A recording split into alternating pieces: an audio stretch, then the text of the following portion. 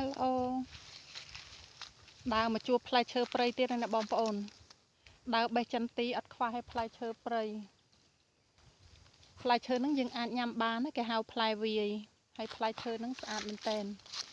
បើឃើញនៅកន្លែងលក់ផ្កាជ័រកន្លែងលក់ផ្កាជ័រគេតុបតែងអត់ដឹងថាផ្លែវាយហ្នឹងឬយ៉ាងណាប៉ុន្តែបើតាមខ្ញុំមើលគឺស្តៀងផ្លែវាយហ្នឹងដែរហើយសម្រាប់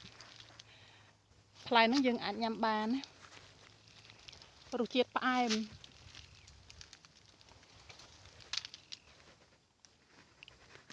គ្រាន់តែដើរអីគេបេះចន្ទីអត់ដឹងថាហូបផ្លែអាឈើព្រៃនឹងប្រមាណមុខ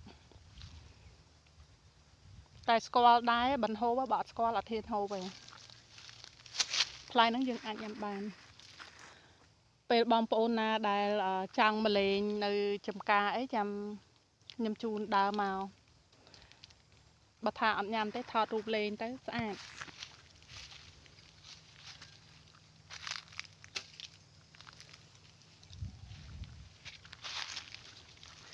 នៅនេះអត់ខ្វះអីហូបទេតែភាគច្រើនសុទ្ធតែប្រភេទផ្លែឈើព្រៃ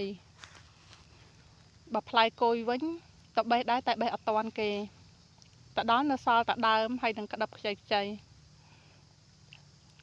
គេបេះមុនអស់ដឹងងើបទៅតាំងពីម៉ោងប៉ុន្មាន